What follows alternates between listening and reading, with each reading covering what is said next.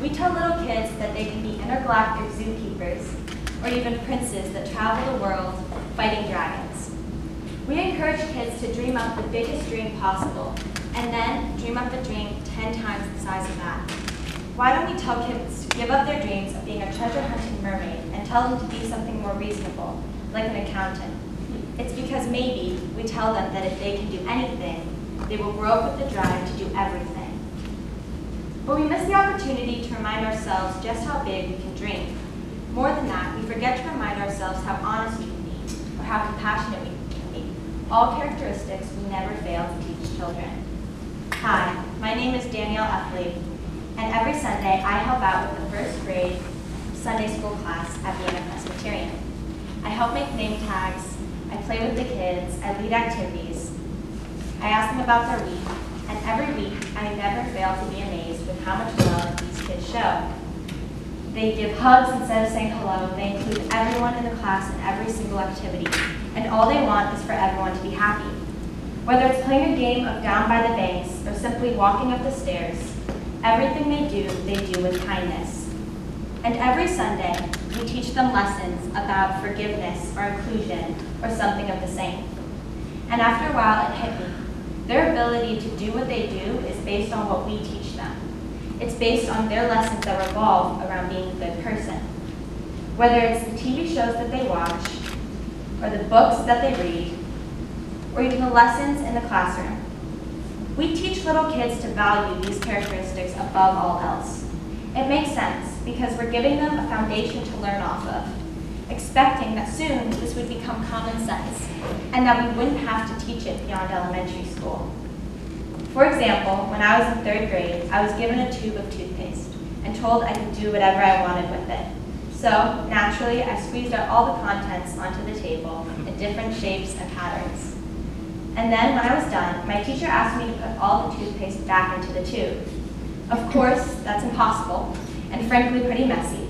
And so after many fruitless attempts to do as I was told, she told me that the tube represented my mouth, and that the toothpaste was my words, and to watch what I say, because once something is said, it can't be taken back.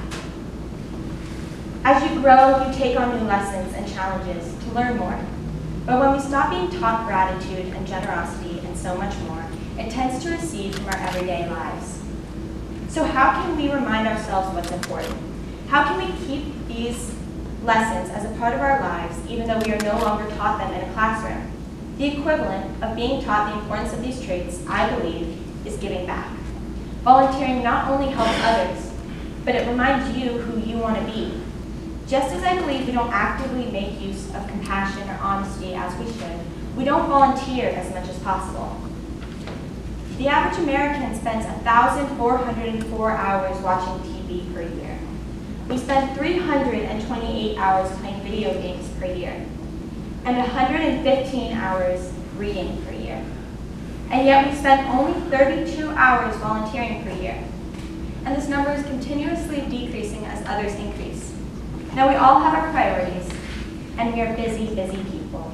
But imagine if we spent 1,404 hours volunteering per year.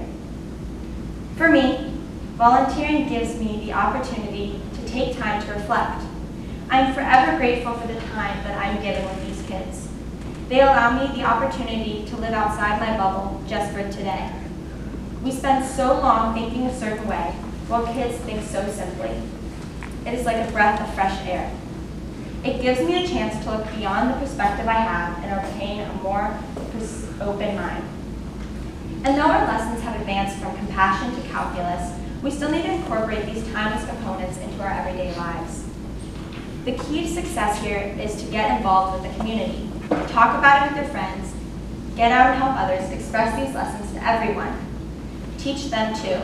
Our world could use a little reminder of what's important. And if you have any trouble with this, look to our youngest generation. They are already so kind and generous. Every week I witness just how much they can really do. Consult your inner child. We are no longer tested on these sorts of things, but that doesn't make them any less important. While it's on your mind, here are a few organizations you could support. And these are just around the area. There's organizations all over waiting for someone like you to step up, remember, and use what you were once taught. Thank you.